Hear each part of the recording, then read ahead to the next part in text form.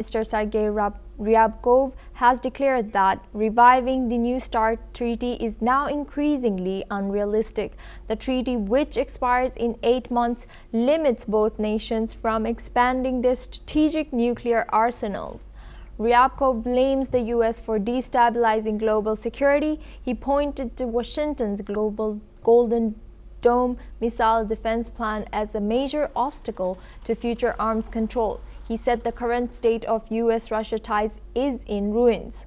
At the same time, Russia's nuclear cooperation had asked IAEA Chief Grossi to mediate with the U.S. on nuclear fuel at Zaporizhzhia plant. He said start depends on removing military threats, confirmed plant safety, and mentioned construction of a floating water supply station to support operations. Meanwhile, the Kremlin says Russia's military actions in Ukraine are a response to what it calls terrorist acts by the Kyiv regime. This comes after a massive overnight assault on Ukraine, where Moscow fired over 400 drones and 40 missiles. Ukrainian President Volodymyr Zelensky has urged the West to act decisively. He's calling for more air defense systems, long-range striking power, and swifter sanctions. Zelensky warned that delayed action will only encourage Russia to escalate further.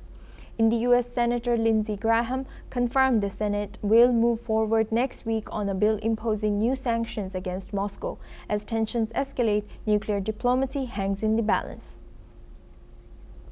Now we have guest Martin Wright. He's an international affairs expert joining us live from Quito, Ecuador. Thank you for joining us today. What does Russia gain by declaring the treaty increasingly unrealistic with 8 months left on the clock? I think the relationship between the U.S. and NATO is getting, it's not easy because right now we have the Chancellor of Germany not trusting the U.S. and even though he's not trusting the U.S., he knows Germany is going to be dependent for the next couple of years from the U.S. And now Trump is going to ask NATO for 5% of the income of every country to increase bellic strength against Russia. So I think right now we're in a situation that Europe needs to do a decision whether they're going to be independent or they're going to strengthen their relationship with the U.S. against Russia. And according to you, is the U.S. Golden Dome missile defense plan a legitimate security threat to Russia or a pretext to walk away from treaty obligations? I think the U.S. is concerned about its own security, and I think is a legit question because right now we're seeing that Russia is no longer interested in talking about a treaty, a ceasefire treaty between Ukraine and Russia, and I think the U.S. is really concerned about a huge threat of a third world war, and I think they think deterrence can be achieved by strength, and they want to increase their power. They see that NATO in the last years have been decreasing their power worldwide, while Russia and China, they are getting more closer, and they're getting closer and more efficient. And I think this is a really legit concern. And I think if NATO wants to have guarantees of their security in the future, they need to cooperate together and to increase their budget. And building on that, how does this nuclear impasse tie into the escalating war in Ukraine? Are these fronts now strategically linked? Well, I think the last, all of the bellic attacks that have been passing in the past few weeks, they're all related. I think also Ukraine knows that this is going to be escalating after the retaliation of Russia, and I think this is absolutely related. And I think Ukraine is going to be more dependent on the U.S. because they don't have any other ally apart from NATO, so they need to strengthen their relations with Germany and with the U.S., and I don't see any de-escalation of the situation in a close future. I think this is going to escalate. And moving forward, do new sanctions from the US Senate actually deter Moscow, or do they push Russia further into China's strategic embrace?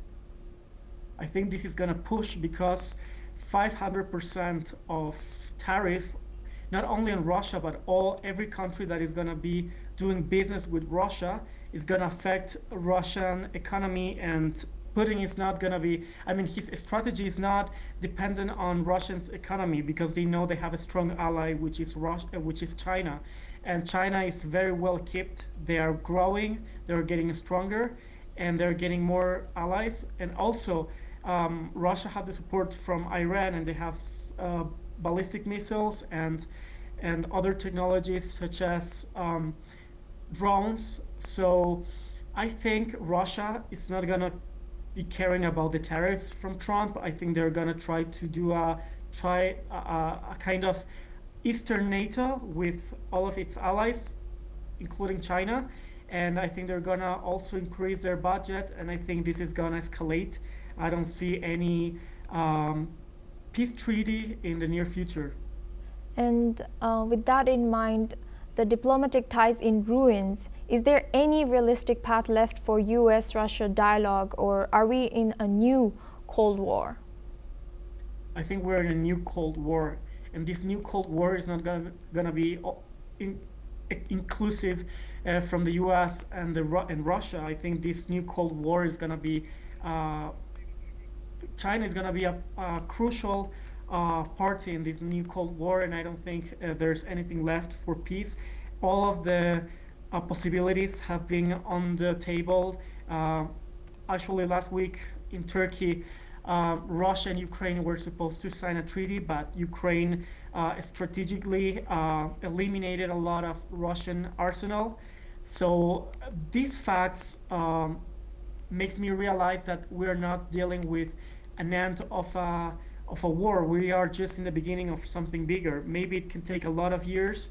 I don't think no one of the parties involved is going to be ready for a extreme or total war in the near future, but in a future, this can lead to a very difficult